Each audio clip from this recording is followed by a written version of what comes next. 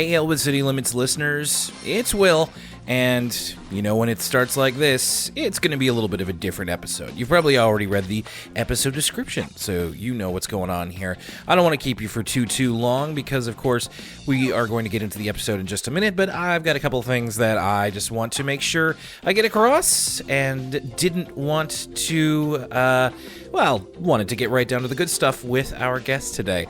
So I figured I would just do it on my own. Thank you very much for joining us for this episode as we continue on through Arthur Season 20.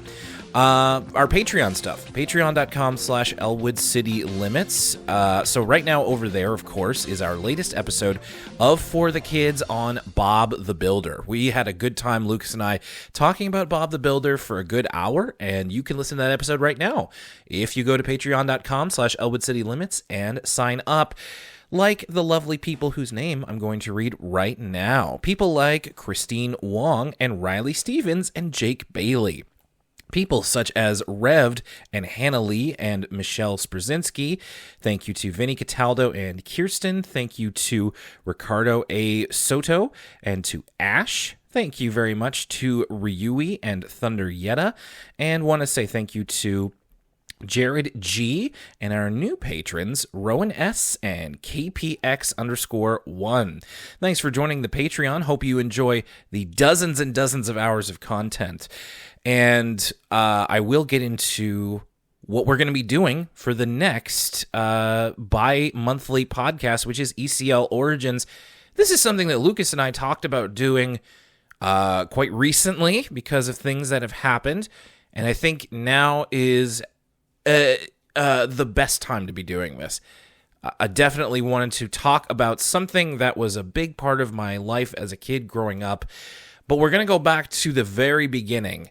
And so I'm familiar with it and yet not familiar with it. Lucas, huge fan, and he will tell you all about it when we have our episode on ECL Origins on Dragon Ball. That's right. We're going to watch an episode of the original Dragon Ball anime, but of course we'll be talking about Dragon Ball Z, and everything that came afterwards in our episode as we talk about the life and career of Akira Toriyama. We're at least going to touch on it in our own way, and it's going to be centered around Dragon Ball. So that's going to be coming out in the end of April. Please look forward to that. I'm looking forward to making it. One last thing that I want to get to is I want to give a shout out to guest 473349 and Lucy 2072. The names are a bit strange, but I wanted to make sure to get them right because these two users have done the Arthur community a big service, and I didn't want to wait to tell you. They uploaded the majority of Arthur seasons 12 to 15 directly onto the Internet Archive. So if you search for that on the Internet Archive, the Arthur episodes from seasons 12 to 15, you can get them and in HD quality. So big thank you to them, and thank you to Peeves for bringing that up in the Discord, which is another perk of being an Elwood City Limits patron. So I know that there are many of you who that is your Arthur from when you were a kid. That's the stuff that gets you really fired up. So check out the Internet Archive, and you should be able to find the best quality episodes of Arthur seasons 12 to 15. Thank you, Internet strangers. So we've got Patreon stuff going on right now. Of course, we also have our my interview, with Kathleen Cusacks up on the Patreon as well in full. If you're on the free feed, there will be, of course, previews for the Bob the Builder episode and for that interview. And at the end of the month, you're going to hear a preview of our Dragon Ball episode. And I'm pretty sure that's it. I mean, listen, as I'm recording this, I'm getting ready for Wrestlemania weekend. By the time you're hearing it, it's going to be all over, and we're going to be in Wrestlemania hangover. So Lucas will be coming back soon. But for now, I reached out to a former guest of the show, and we had ourselves a fun time talking about Arthur, as we like to do. So here comes your Elwood City Limits episode. Well, 'tis the season. Wrestlemania season, that is, because, Lucas is a real jet-setting guy, and he decided that he didn't want to just watch Wrestlemania like the dorks like me at home who are just watching from their living room. He's going to go up close and personal and see the real thing live. So Lucas is not with us this week, but I knew it was time to bring back someone who has been wanting to come back on the show, and I've been wanting to just give me one reason to have her back on the show, and I'm happy to welcome back previous guest. You might have heard her in February 2023, so not all that long ago. Please welcome back Hannah. Hey, Hannah. Hey, thank you for having me back. Of course. I was actually surprised. I would have thought that you were on the show a couple of years ago, but it was really basically this time last year. Yeah, it was. It does feel like a really long time ago. There was something about it where I was like, yeah, we must have been talking about like pre-Flash Arthur, and I was getting ready to be like, listen, this might be a little bit weird watching this episode, but they use computers for Arthur now. And I'm just like, oh, you know about this. You've already seen what newer Arthur looks like. You're an old pro at this. Yeah, for sure. So for anybody who hasn't listened to that episode yet or needs to be familiarized again, Hannah, one of the big reasons that I wanted to have you on is because we became friends through this episode, or through this, I should say, this podcast. And because, I mean, like many of us, you are a huge, huge Arthur fan. Yes, I am. I've been a huge Arthur fan most of my life. I grew up watching it every day before school, like as I would get ready and eat breakfast, I would always have Arthur on. And then I would get home from school and Arthur would be on again. So I would just watch it again. And I just really took to it, and the animation and the comedy, some of the comedy in the early episodes is just like top tier. To the point where you have, I mean, there's a couple of very notable Arthur things that you have been a part of and that are a part of you. I don't mean to go over this again because this was only just a year ago, but I love to remind people that you've got one sick Arthur tattoo. I do have an Arthur tattoo. It's my favorite. Is it completely colored in now? Like, is it all done? Yeah, it's completely colored. I want to get DW on the other leg. I just haven't done it yet.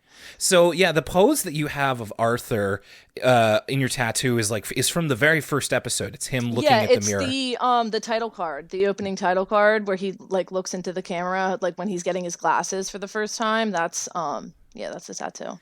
So if you had to pick a DW pose for the prospective other tattoo, what do you think it would be? I spent a lot of time thinking about it. I have no idea. I don't know if I should go funny and do like one of the memes of her, or I don't know. I have no idea. I do think about it quite a bit though. I mean, there's so many to choose from. It's not like one of the, minor characters where they have maybe one or two notable faces. This is DW. She's the face of practically every Arthur meme, 1,000 Arthur memes. So like, I mean, if I can help you narrow it down, I will, but I do want this to be something that comes from your heart, because this is the Arthur tattoo is really cool. You were also at one point, Arthur but film on Twitter, which I completely respect and empower your decision to get off of Twitter, but I did like that Twitter account when you had it. Yeah, that was fun. That was a lot of fun. And yeah, I guess that is one thing I miss about Twitter, is running that account. Well, like I say, it's really you're not missing a whole lot. It's my mental health. I mean, mine too. We were just talking about this before the episode. Like, I don't use Twitter on my phone anymore. Basically, just for the ECL memes and the uploads on Friday. That's what I do it for now. And now I use my personal account on my computer, and I feel a lot better. So I think that you're making absolutely the right decision.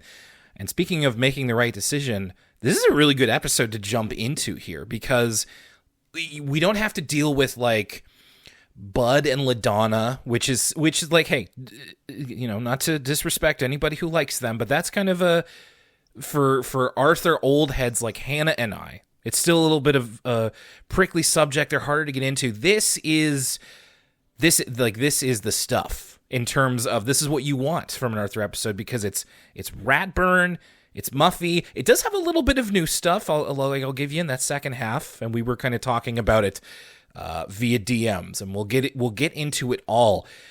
But when you were on the show previously, February 2023, episode 187 of our podcast, This was after Arthur had moved to Flash animation. And now it's still digital animation, but it's using Toon Boom Harmony. And I just wanted to ask, before we get into it, did you notice much of a difference from the last time that you watched a newer Arthur episode with me? And do you like it better? Is it not as good? Like, what did you think about the way this episode looked? I like it better than the one we watched last time, to be completely honest. It looks a little bit cleaner in some ways, I think. Yeah, I agree. Lucas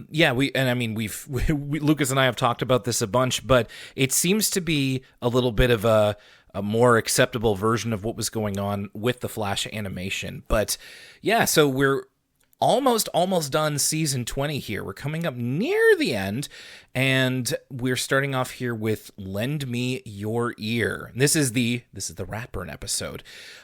We were originally going to record this a couple of days ago, but Mike has been around behind the scenes and has been, like, full disclosure, this episode, like this recording, and I'm going to knock on wood here because there's still weather going on here in Nova Scotia. It almost didn't happen because I lost power tonight that we were going to record this. So, Mike, stay away, man. We gotta do this episode. I want this to happen. So we've got Lend Me Your Ear here, and I say all that to be like, if I don't remember exactly everything, it's because I watched this episode a couple days ago. But Hannah's got the episode right here. This is the rare Skype video call. Lucas and I don't normally do video calls when we're recording, but this is the added advantage of having it right here. So Hannah, thank you very much.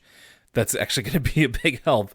Yeah, no problem. I did it last time, and it helped quite a bit. So we start off with Know Your Teacher for the cold open. It's a game show hosted by Arthur, and Buster is playing it, and it's all about stuff that they know about Ratburn. The stuff that's commonly known about Mr. Ratburn, like Hannah, you and I know all this stuff off by heart, surely.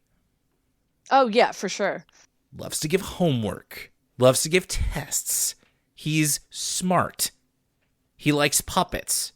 In fact, he loves to give a lot of homework. And Buster knows a lot about Mr. Ratburn as a teacher, but he knows almost nothing about him as a person. And this is where I was like, I get what we're saying here, but that's not completely true. Hannah, can you think of, besides all this stuff that Buster named here in the beginning, what other stuff do we know about Mr. Ratburn as a person at this point? In this actually, quite a bit, I think. Right? Yeah. He loves cake. Yeah. He does, doesn't he like work on dolls or does like carpentry or something? A little bit of both, yeah. Yeah. They went to his wedding. I feel like they know a decent amount about his personal life. To be fair, the wedding has yet to come, but it is also like, it hasn't come yet. Oh, okay, that makes sense. We're almost there, but it is in kind of a reflexive canon, so it might have already happened by this point. It might not have. The other thing I wrote down is that we know that he is in a band. He was in a band. There was a brief mention of it a couple of seasons ago. He was in like an 80s like mod band, and they had a song called Sewer Rat. And Arthur, of course, knows that he loves old cartoons. He loves Spooky Poo. Oh yes, from all that time he spent over at his house.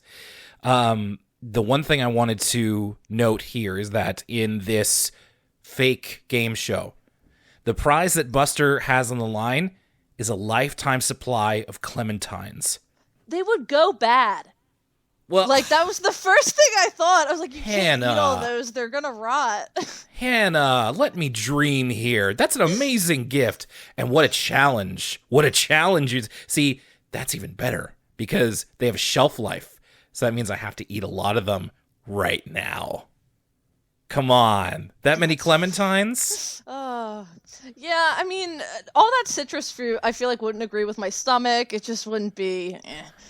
You know, you're probably right. Like, there's all these things I have to consider about my stupid aging body, but, like, it just looks so nice all piled up there. It looked like, just like a tower of gold. And I was just like, yes, it's not something dumb like, I don't know, 100 barrels of cottage cheese or something. Clementines. Yes. I'd love a clementine right now. The actual episode starts off with Arthur and the Brain.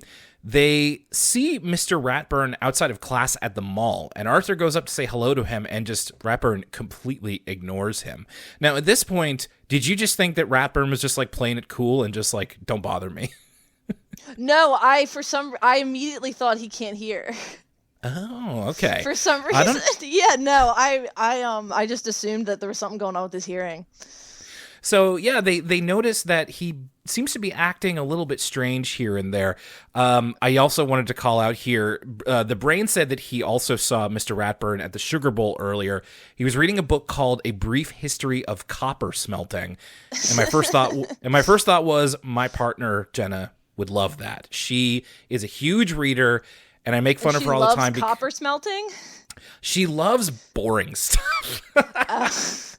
I'm kidding. She's really cool. That's funny. She's really cool, and I love her, but I make fun of her all the time because, like, one of her favorite books is a book about shipping crates. So, like, which you know, like, I know behind it all that if you wrote it correctly, if you wrote it entertainingly, that would actually be pretty cool. But also, like, a brief history of copper smelting. I'm actually going to ask her after this, like, would you read a book called this? And I'm going to bet you. I'm going to bet you, the listener, she's going to say yes. Or at least a affirmative maybe. Brain gets the brush off here because Ratburn seems to be just really engrossed in his book, which Brain is like, well, it is a pretty interesting book. Buster thinks that, so he's got an idea, and Arthur's like, what? Do you think he's posing as like a vampire or a superhero or a teacher or like a secret agent or something? And Buster's like, no. I think he's a secret agent posing as a nail-eating vampire superhero teacher. It's the perfect cover. Nail-eating vampire, by the way. Huge throwback to the first Ratburn episode. Oh my gosh, yes. That's what I think about. I mean, this is definitely something we would have talked about in that old episode many years ago. But like, man, those nails look tasty. I know, right? With the milk? I thought that too. Especially like the screws. Like, it just kind of looks like a cheesy. You know what I mean? Yeah. Like, there's something about it that really, really looked appealing to me. Anyway, now clementines and like nails. That's what I'm having for breakfast tomorrow.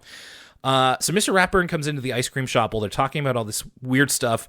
Buster, real smooth here. We were just talking about ukuleles. So, nice save there. He seems to be acting a little bit strange. They can't exactly pin down, but he does ask for 3 grapefruit sorbets, which sounds pretty sometimes good. I was going to say, like, sometimes we get stuff on the show that's meant to be like, ew, gross, like, you know, fish stick flavored ice cream or whatever. This one is like, I think that the idea is not that it's gross, but it's like very adult. And it's just like, yeah, I mean, that tracks. Like, grapefruit sorbet, yeah, I'd probably give that a try. It's definitely, we've heard a lot worse ice cream flavors on this show. So they decide to follow Mr. Ratburn, spy on him to figure out what's going on. So Buster has a theory that Mr. Ratburn is... He's getting all this ice cream because he's dismayed that he has no one to give tests to. So in his imagination, like, Mr. Ratburn's at home in like pajamas and like a sleeping cap. They think he's really old, and he is talking to his fish Vladimir and Estragon, who are named after the characters from Waiting for Godot. And he gives them an F because they can't answer the question that he poses to them, the pop quiz. And he says, failing fish just isn't the same. There was actually a really good one here where they go up to Mr. Ratburn's door. They ring the doorbell. And Buster says he probably can't hear it over all his sobbing because they just think that he's this horribly lonely man. But in reality, Mr. Ratburn does kind of catch them. They're not doing anything wrong, but he does catch them outside of his house, and he invites them in. And he tells them that the reason that he didn't say hello to them earlier, maybe didn't hear the doorbell, is because, as you figured, Hannah, his hearing is impaired. And this is where we get another sort of throwback here. This is what the term that I've been using a lot is remix, where we take an idea from an earlier season and then kind of use it again, recontextualize it, give it to a new character. And this immediately I recognize because Mr. Ratburn takes Brain, Arthur, and Buster on a little trip through his ear to demonstrate to you how the ear works, which... I mean, did this remind you of anything? This whole journey? It's what like was the it? episode when it's like the episode when Buster has asthma and they go into his lungs, which is a really good one. Like, it's really good. So yeah, there's this little bit of magical. Like, I almost expected one of them to be covered in earwax when they get back because George was covered in custard pie in Buster's Breathless, but he takes them through his ears and he gives them a little bit of a magic school bus-esque journey into how hearing works. Hearing, whenever I like read something or watch a program for children explaining how hearing works, it always seems like a bit of magic to me. You know, it's one of those functions of our body that, like, I can't believe it works that way because, like, if I try to explain, I'm probably going to get it wrong, but it's just like the noise has to travel into our ear and our brain has to determine it to be a certain sound. And that's even like you're hearing my voice right now and the whole process is happening. And it's just like, that's so nuts. I can't believe that our bodies work. I don't think I've ever thought about it harder than I have had to be completely honest. So is this a little bit like, was this finding out for like the first time or did it feel like that? Yeah, pretty much. I don't think I ever really knew how an ear worked. I mean, what was it like to find out that like our hearing is based on like tiny hairs? That was interesting. And I thought it was really interesting how like there's like a section of them that aren't there and that's why his hearing is like, that's really interesting. Yeah, and like we go through the eardrum, we see the bones, and he names them. It is a very educational journey. So Mr. Ratburn shows the kids his hearing after this adventure. He shows the kids his hearing aids, and he reveals that his hearing loss is because he played in a band without earplugs for a very long time. And I appreciated that this was an opportunity to tell kids about earplugs. Now, not to be a total like killjoy or old man or anything like that, but like I do have friends who still suffer from tinnitus for this same reason, and definitely I've had my eardrums blown out a time or two, and I wear headphones all the time, so you know it's probably only a matter of time. But I appreciated that this was an opportunity to be like, hey kids, look after your hearing at an early age, and you'll never have to deal with this kind of stuff, getting hearing aids and stuff like that. Yeah, I didn't think of it like that. That's really true. I also wear headphones like quite a bit, but that's also I get like sensory overload really, really quickly, a lot. So having earplugs in would be great. I feel like in like loud settings. There are especially like earplug tech has gotten really sophisticated. So I know people who use certain types of earplugs that are made for like being in a loud room where you can like still hear people close to you, but I want those. Yeah. And also to bring up my partner again, my wife Jenna, she has a pair of headphones that they don't go on, like I'm gesturing like people other than Hannah can see.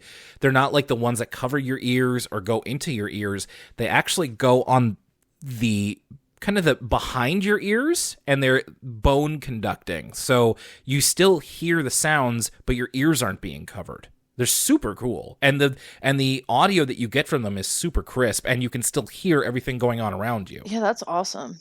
Take it from podcasters, like also protect your hearing. Don't listen to things for too loud. And that's part of the Word From Us Kids segment that we'll get into in a second here. But we do get to see Mr. Ratburn's band here. So I don't think this is the same, band from the 80s that did Sewer Rat.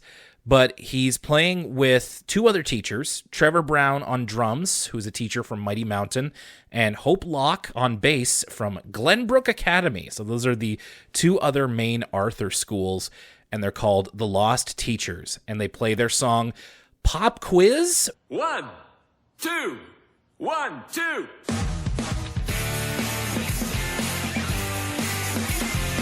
See them coming in the morning, looking happy. There's no warning. Take your seats now. Pay attention. No, you can't have an extension. before we start our day.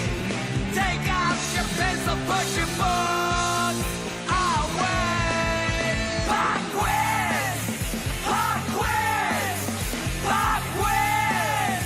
Pop quiz! No begging and no pleading, 'cause you didn't do the reading. Pop quiz! Which I think I would classify their genre as like alt rock. I kind of liked it. It was a tiny bit harder than I was expecting on Arthur. Like I was kind of expecting I'm thinking, was it You Stink from the Backstreet Boys special, where it's like kind of rocky but more poppy. This is like alt rock. You could hear this on a college radio station for sure. Oh, yeah. It's not bad. I also really liked that Mr. Ratburn's actor, Arthur Holden, got to cut loose a little and sing in character, and he even gets to do like a few yowls. Like he's getting proper into it. We hear him as Mr. Ratburn have to be like so reserved and proper, and then he gets to cut loose a little bit. I like it. After like 20 years as Mr. Ratburn, we get to hear a little bit of flexibility in his really voice. Teaches you that teachers have lives, which is kind of like a hard concept to grasp as a kid, or like you don't really fully get it until, I don't know, you're older and you're friends with people that are teachers and just realize that they're just people. Well, and yeah, much like the rat who came to dinner, that was Arthur's experience with this, and then we get another kick at the can, and we get to do the same sort of thing. In fact, so this is funny. I've never thought to do this before. I was like, I've just Googled right now, how old is Mr. Ratburn? Now, the closest approximation that we have is the Arthur Wiki, which approximate his age as mid to late 30s. I would have guessed 40s, but also I would have guessed his 40s in a panic, because I don't want to be Mr. Ratburn's age.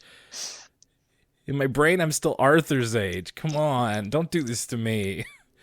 I don't need hearing aids. I'm not old. As I shrink into a corn cob.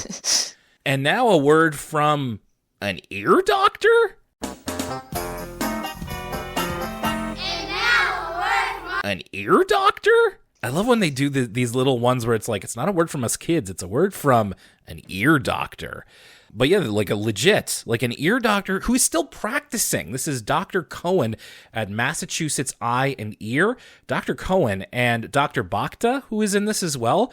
Both of them are still active. Of course, this episode would have come out only a few years ago, but you can still find them on like the Boston area hearing doctors, directory or whatever it is. And basically, he's doing the Mr. Ratburn thing, but not taking them into the ear. He's just demonstrating how ears work, teaching 3 young boys about how an ear works. He uses an endoscope so they can see inside.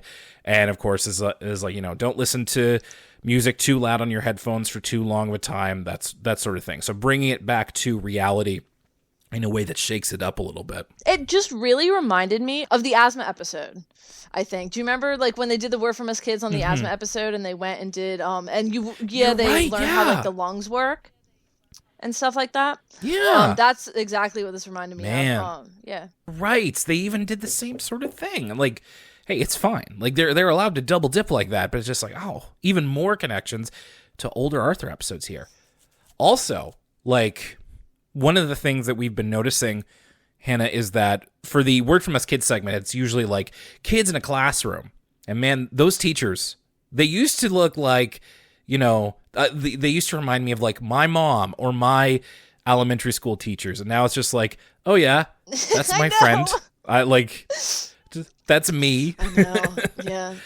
And now I'm looking at this like Dr. Bhakta, who is the other doctor there, is just like, if I was watching this while I was younger, it was just like, oh yes, a nice, helpful doctor lady. And I'm just like, Dr. Bhakta, slicks back hair. How's it going? Hi everybody, it's Lucas, your favorite co-host from Elwood City Limits. I want to remind you folks that if you like listening to the podcast, first and foremost, the best way to spread the love is to tell a friend who is interested in Arthur or podcasts or animation or hearing about Nova Scotia for some reason. But there's some other things you could do as well. For instance, you can follow us on social media. Twitter is at ECL Podcast. The Instagram is at Elwood City Limits. My pet project, the Twitch channel, which we do live streams on sometimes, twitch.tv/Elwood City Limits Pod. And we also have a Facebook and Tumblr as well. You can also find us on Apple Podcasts, Spotify, and youtube.com/Elwood City Limits. That's where Will has been diligently uploading all of the episodes if they're not on your podcast listening service of choice. If they aren't on one of those services, let us know. You can reach out to us on social media or via email at elwoodcitylimits@gmail.com. Finally, the Patreon is where you can find all of our paywall content, patreon.com/Elwood City Limits. This gives you access to the Discord, where we have a bustling community, as well as some exclusive videos, audio bonuses, such as commentary for the various Arthur movies and more, as well as some of our additional podcasts for the kids, is where me and Will cover all the PBS shows that aren't Arthur, as well as ECL Origins, where we really talk about any show from our childhood that we want.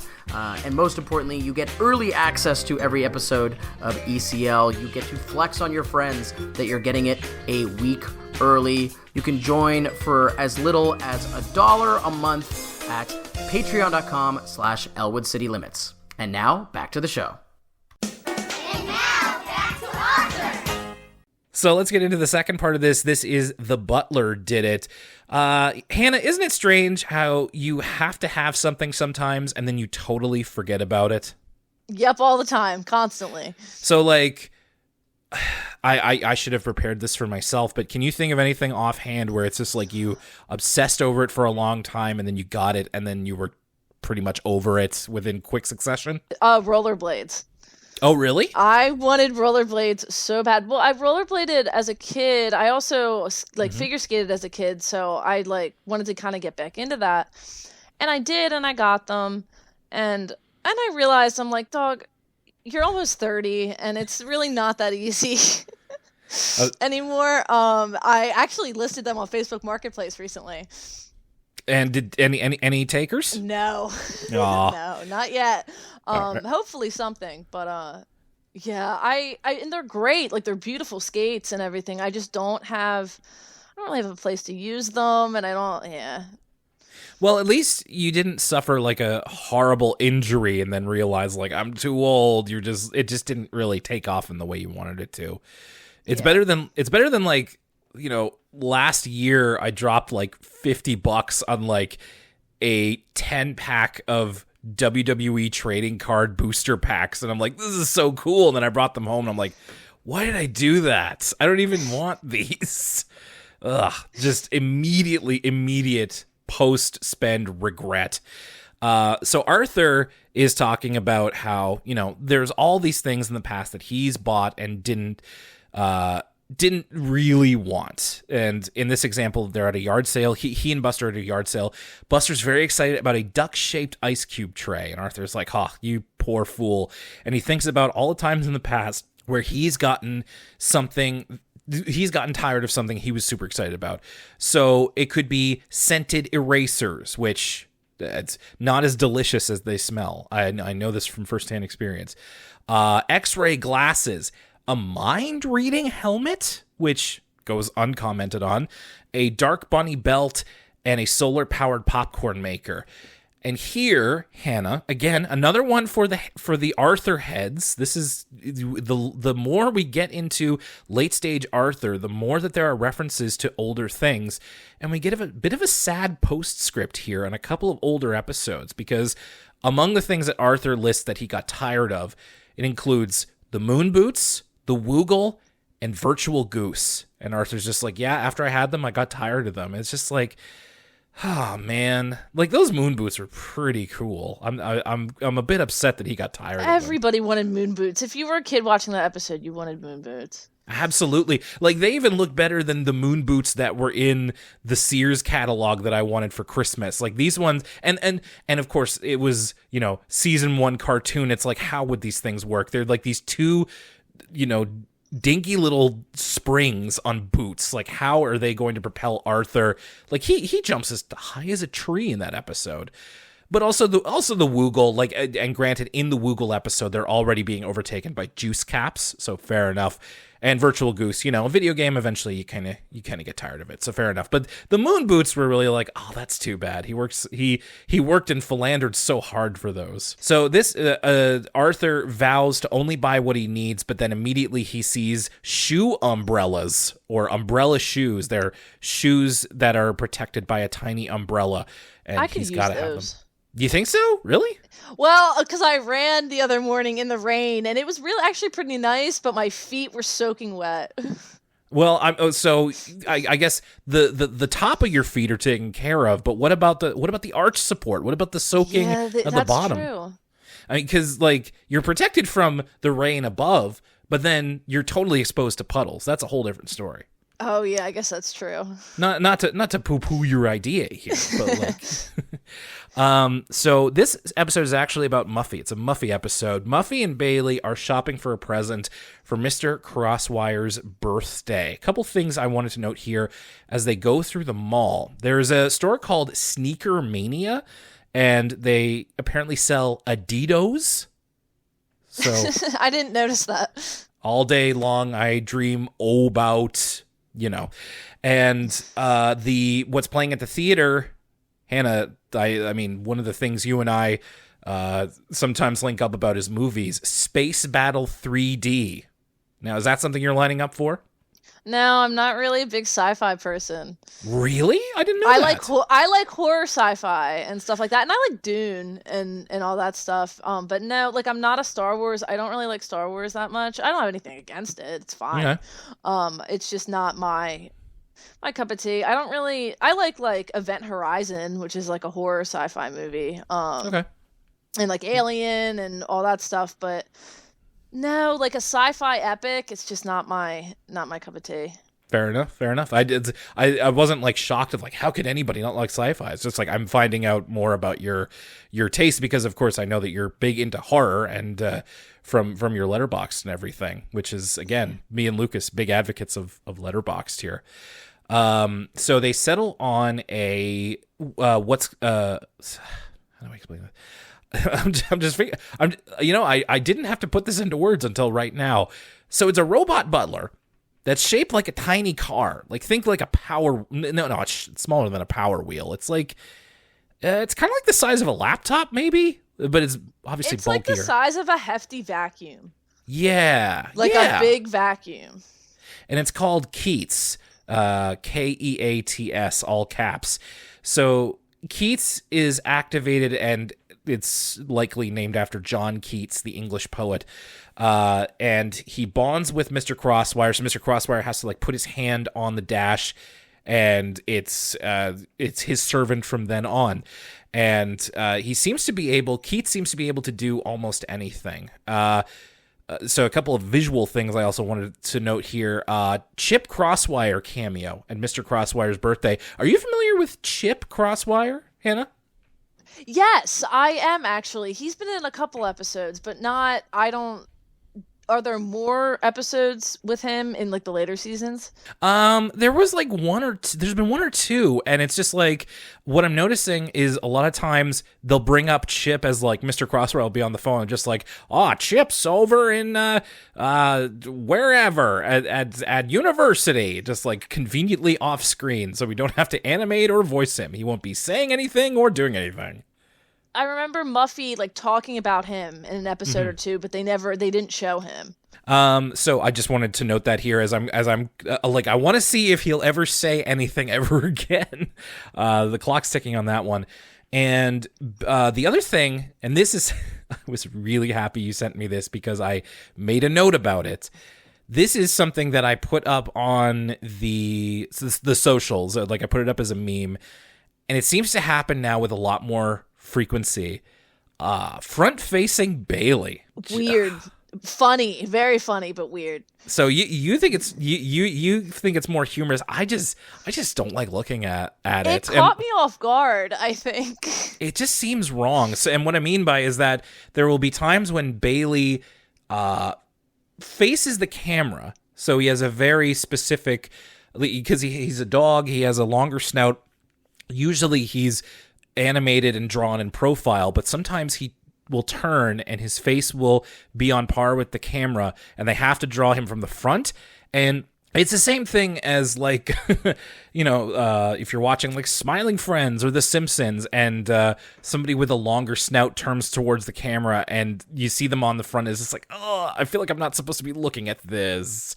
And they show it. They do it multiple times within the episode. I think I was just expecting it to be one time for some reason, and then it happens like multiple times. They keep doing it in like all of his episodes, and I'm like, just please don't do this anymore. I wish you wouldn't. Muffy is independently worried here as Keats seems to be overtaking a lot of Bailey's jobs, and Muffy's worried that Bailey is upset that Keats is showing him up. So she tries to give Bailey things that only he can do. But again, Keats can do pretty much anything. Get hard to reach places, do all of Bailey's usual chores and this sort of thing. And Muffy, Bailey is not letting on that he's upset about this. In fact, as we find out, Bailey is actually living. He has so much time for all his activities now, including, we see a cutaway, Bailey is having a great time singing opera in his room while chiseling a statue. Like, he's an interesting dude. He is an interesting guy. And of course, voiced by Bruce Dinsmore, doing a great job as always. But he's just like, he's totally fine with it. I also loved that when Muffy is talking about this with Francine at the Sugar Bowl, she's upset and she's talking to Francine while also taking fries off of her plate, and Francine just like wordlessly pulls the plate away from her to make her stop doing that, which I thought was a funny piece of animation. Finally, Muffy decides that she has to take some action. She gets Brain to hack into and disable Keats. There's a couple of terms here that Brain throws around. My ears perked up a little bit when Brain talked about doing a DDoS. And I'm like, okay, so Brain knows how to like dox people? What's a DDoS? I don't know what that is. So DDoS is one of those like, hang on, I'm going to look this up so I don't get it wrong, but it's one of a distributed denial of service. So from the definition here on Google, a malicious attempt to disrupt the normal traffic of a targeted server, service, or network by overwhelming the target or its surrounding infrastructure with a flood of internet traffic. I just know that as one of those things that like it's not the same as doxing. I'm just using this flippantly, but like DDoS attacks, I think of those things too, that hackers, I sound like a million years old when I say that. People who are very savvy with the internet use in tandem as with like doxing and stuff like that to like troll people essentially. Okay. It's just one of those things where it's just like, I never thought watching the show I'd ever hear Brain say DDoS. Just, like one of those terms where it's like, I never thought I'd see Muffy hold like an iPhone equivalent. Well, It's Brain just had like, a oh tablet in the last scene when they were in the Sugar Bowl, and that like threw me for a loop. I know. It's just not that it feels wrong. It's just like, boy, time, you just genuinely can't stop it. This is, again, to go along with the remix thing, and I bring this up whenever this comes up, this episode, in that Muffy is concerned about Bailey being replaced or leaving forever, except he's totally chill about it. We kind of did the same thing in season 15 with The Butler Did What, except with this one, it's about, The Butler Did What was about Bailey potentially just leaving and her and her father trying to get her back. This one is Bailey being replaced, and Bailey's, in both cases, Bailey's totally fine. So a little similar, like, yeah, I kind of wish we could think of more varied things for Bailey to do. I also like, so they hack into and disable Keats. At some point, Muffy refers to Bailey as her best friend in the world. Interesting. And I just felt like Larry David. I was like, best friend? Yeah, your best friend shouldn't be an adult. Well, but like, Well, still, I- that's just me being, but no. Like, I don't disagree. An 8-year-old girl's best friend should not be an adult. I absolutely agree. But it's just also like, A, Francine, ouch. B, I mean, and this is in Muffy's character to be like, my best friend is the person who does everything for me without question. Just like, Yeah. haha, yes, okay. It just still felt a little weird. But unfortunately, Keats gets upgraded to Keats 2.0. Mr. Crosswire uses this opportunity to completely upgrade him, so now he can even fly. And so Muffy is upset that Bailey may be leaving because of this. And she goes to find something in her giant basement, which we've seen before in a previous episode where she have got we? lost Because in I there. haven't. She went in there and I was like, where is she? Are they going to explain this? So they did do like one previous episode where oh my gosh, I'm sorry everybody, please don't hate me. There was a previous episode a couple of seasons ago where she had this long dream sequence where she was going through her basement. She was trying to find like an old stuffed animal, and we did find out that like the Crosswire's basement basically looks like a Home Depot, essentially. Like one of those huge specialty stores. But so this is known, but they've only done it I think in one episode before. This really threw you for a loop, huh? Yes, I had no idea what it was. So yeah, it's just like all the stuff that they own. And in this episode too, we see that the Crosswires have like a Beauty and the Beast style library. Like it's enormous. So they have this basement that's, shaped like a goods store. Muffy is trying to disassemble Keats, but she locks herself in the basement. Keats is going to get her out, but then he's distracted because his programming is that he must do whatever Mr. Crosswire says, and his orders supersede all of them. That's the secret third directive, for those of you who have seen RoboCop, to make him a peanut butter and jelly sandwich.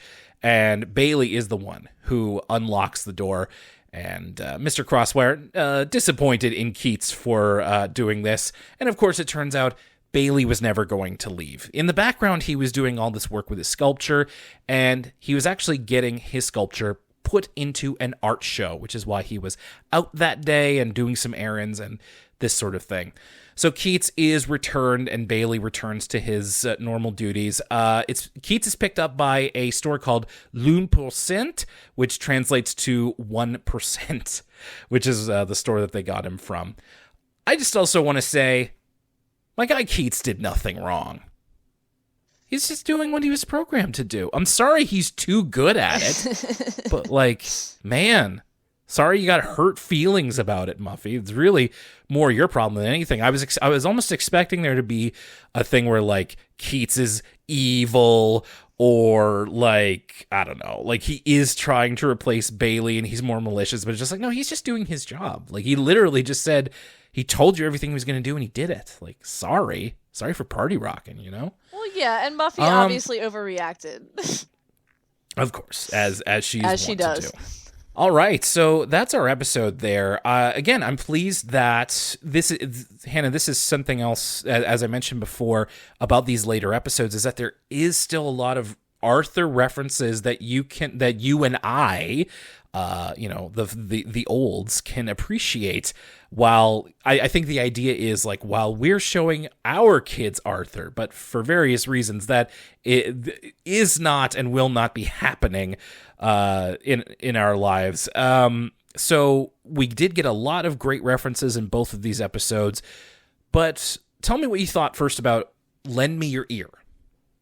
I liked it. I thought it was really predictable. Like I think within the first couple of minutes, what was going to happen. It felt not formulaic, but I don't know. And I liked it though, because it was a lot like the asthma episode, and the asthma episode is really good.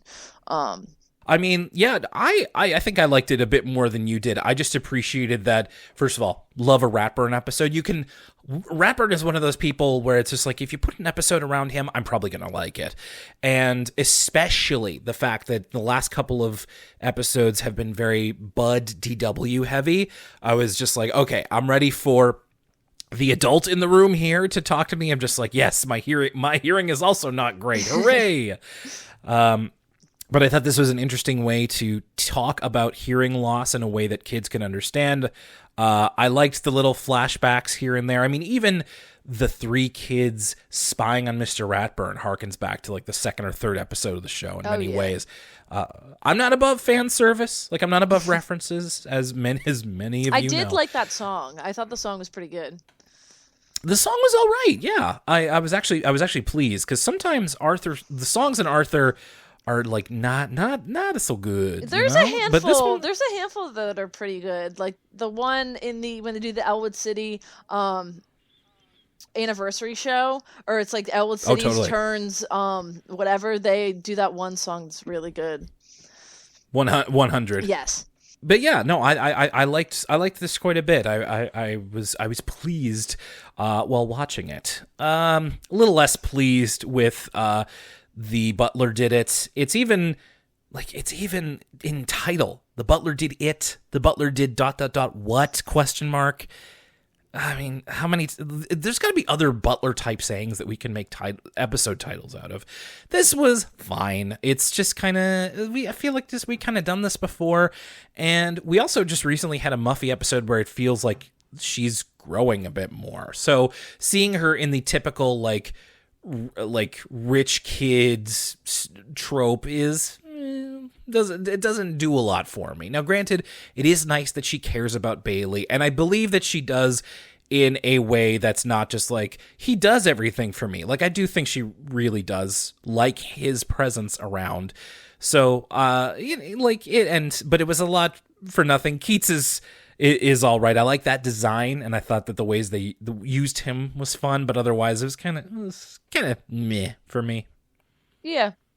I like the callbacks. I think that was both. I think that was the most fun I had watching both these episodes, were just all the callbacks and stuff like that. But yeah, I agree. I think when they have episodes with Muffy and it kind of feels like she's not being that like normal bratty rich kid, and then they have one that she's back in that role, it kind of feels Yeah, I agree. Well, Hannah, I'm super glad that you didn't have to wait through like last minute cancellations and potential power outages to get to an episode that's just like a total dud. Like, it's not a dog and baby episode, thankfully. I would have felt so bad if you had to wait so long for that. So I'm glad that this is still somewhat enjoyable. I also just really like getting the reactions of people we've had on the show before, and just old school Arthur fans like you. I just like getting the reactions to like, this is Arthur after we would have stopped paying attention, after we would have stopped caring in a way, and to know that like there is still something there in its older age, when it was, you know, we're a couple years away in the Arthur timeline of getting ready to wrap it up. So there was still a couple things in there that could be interesting to fans like us.